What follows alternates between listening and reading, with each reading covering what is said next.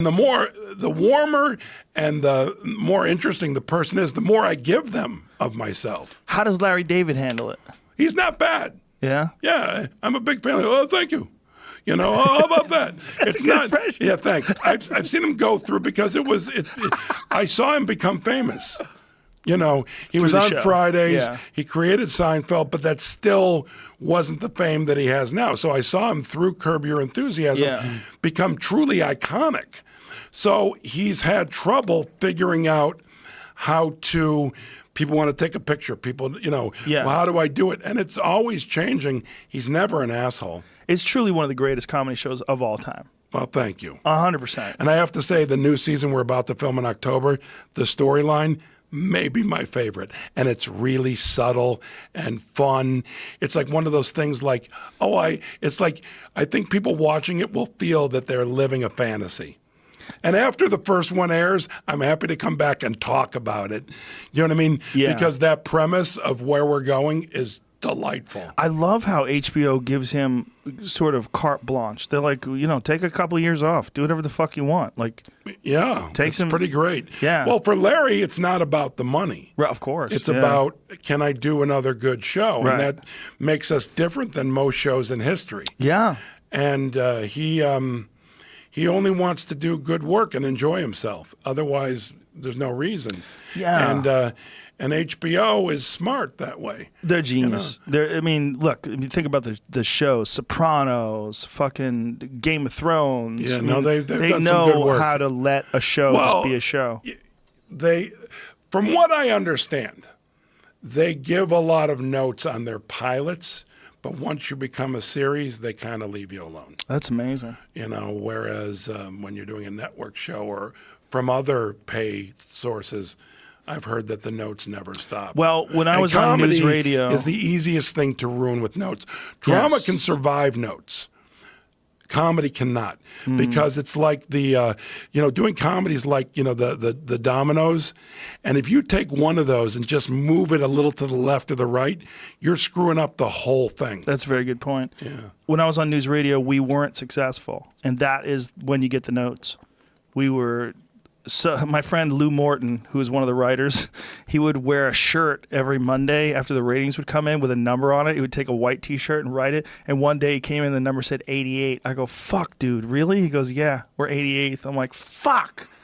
I was like, God damn it, I better save money. That was on for 3 years, right? 5. 5 years. Yeah. So the point being is that was an immensely successful show. Barely made it. If you stay on the air, that's pretty great. No, for sure. I mean, it's definitely better than being canceled. But the point being is that we were never a hit. So we always got notes. We're constantly getting notes. Like, we need a gay neighbor. We need a black guy. We need we need a this. We need a that. We need a love interest. We need a fucking... I'd watch that show, by the way, The Gay Neighbor and the Black Guy. If that was the name of the show, I'd be in. That's probably a good name of a sitcom. Yeah, The Gay Neighbor black and the Black Guy lives next to a gay neighbor, and it's the problems they There's a deal lot of sitcoms, and I don't want to name names, but I watch them, and I know they're very, very, very successful. And I watch them, and I'm stunned. I don't understand it. It's like they're speaking a different language. I don't get it either. I don't. But I don't watch comedy, man. But I think it's middle drama. America. I think there's something going on with tired people. No, you know what it is? Here's something that I noticed. This is something that's recent too. That audiences now respond to what they think is supposed to be funny. Like, real comedy fans dug news radio. Like, people who dug comedy, I think, dug news radio.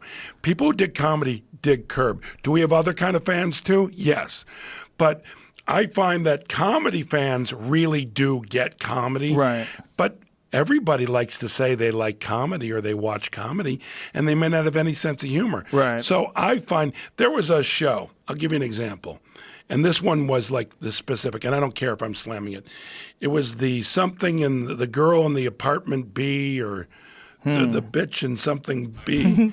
It was lead actress, very talented, but I watched the show, and the rhythms were, this is what comedy is. It wasn't funny. It didn't have a natural vibe to it. It had no reason for me to keep watching it, but it was done in a style that other shows have done since, where this is how comedy's done. This is the way we spin a line or do a situation. And I don't know why, but it always involves a lot of that putting the spin on the ball, or what do you say, English. dancing in English. Yeah, dance moves. It has a lot to do with that. Yeah. Because even if you watch a lot of Nickelodeon shows or Disney shows, they tend to do that.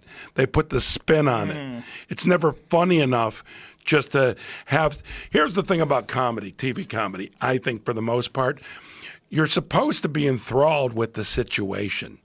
Right. The situation. So the situation, Lucy got into a situation. Yes. And you laughed at Lucy dealing with the situation. I bet in the entire time Lucy ran on the air that there might have been 12 great jokes that she said in the situation. You're laughing on how she deals with the situation. It's a very good point. And you look at any great comedy, and that's what it is. It's Larry David dealing with a situation. Yes. It's so, and by the way, one thing Larry and I are very proud about with Curb Your Enthusiasm, if one of us says something funny to the other one because we improvise, we laugh. So these shows you see, Right. people say these lines written by writers, and then the audience laughs if it's on stage, but yet the actors don't laugh at one another. Well, that's wrong. Right. It doesn't make any sense. So on a lot of levels, it's just not right. And then there are shows now that I've watched for maybe 5 minutes where I cannot believe how terrible they are, and yet they're successful. Hugely successful. Hugely successful. Don't get it. Yeah. When you guys do a show, you don't really have like a full script in terms of No, the we have a very exact tight outline. We have 7 pages written. Outline. Larry has written the story. Right. And in that story, maybe a half dozen things are like, he says this or she says that. because you have to move the story along. Yeah, it's for story purposes, not because it's a great joke. Right. And then I play it every time differently. Unless I'm told by the director or I'm one of the producers, we have a meeting of like, we need to get this across. This is not coming across, and I'll make an adjustment. Right. But in general, I try and do it different every single take. That is so crazy. And how many takes will you do? Well, if it's Larry and I, just us, he and I alone in the scene, we can have a scene done in less than an hour. But if there's a bunch of other people, could be 3 hours. Wow. And the idea is just like, this is what needs to take place. We have to figure out how to Right. get across the fact that the Right. refrigerator's broken and we're going to have to go buy ice. And who's going to buy the ice? I don't want to drive to buy the ice. Right. And then you're all just talking. It's more in depth than that. The story is really there. Right. But yes, how we approach it, and sometimes that can change things. But that's one of the reasons why the show is so good, because it seems so organic when you guys are talking. It is. Well, that's what I get out of it. We don't rehearse. That's amazing. Zero too. rehearsal. The Goldbergs, we don't even do a lot of rehearsing, but I have to stick to the script. If I want to improvise on the Goldbergs, I have to let the producers know, not to get permission, to let them know this take, I'm going to do something different. And I have to let my fellow actors know. That's interesting. I have to let Is them it and then I hard for you still do. to adjust to go from two different styles? I don't know that it's difficult, but I find the Curb Your Enthusiasm way more enjoyable. Oh, I'm sure. But I'm really proud. The Goldbergs is the #1 show on TV that families watch together. So I'm very proud of that, and I get why people dig it. It's not my style, but when I watch it occasionally, I don't watch it very often, I get why people dig it. I'm not confused by the show. Right, You know right. what I mean? Yeah. Like these other shows we're talking about, I'll be confused as to why they're successful, why they're on the air. But other ones I watch, like I watch Modern Family, I get why people dig it. Right. It makes total sense to me. Yeah. You know, so it's much more enjoyable during the Curb thing. It's edgier and all that. But I still dig the Goldbergs. And I also dig the crew, and I dig the people I work with, and I dig the writers. So it's a very positive, wonderful experience. And I'm lucky. I'm on one of the most popular network comedies, and I'm on the most popular alternative comedy. How'd you get to be so lucky? But by the way, I'm grateful. I keep on getting told in therapy, don't say lucky so much. Why does he tell you that? Because grateful. Because I do have something to do with it, but not from an ego standpoint. Right. Like, I've worked hard, I've done this, I've done that. Yeah. So I'm just incredibly grateful. You're lucky too. I think I'm lucky too. Yeah, you're I- lucky by the too. way- You're grateful And and by you're the way, lucky. what if I told you I'm not kidding? That dude has taught me so much. That might be the only thing I disagree with him on. Yeah, he doesn't know shit. No, lucky is good. You know, Roger Dawes.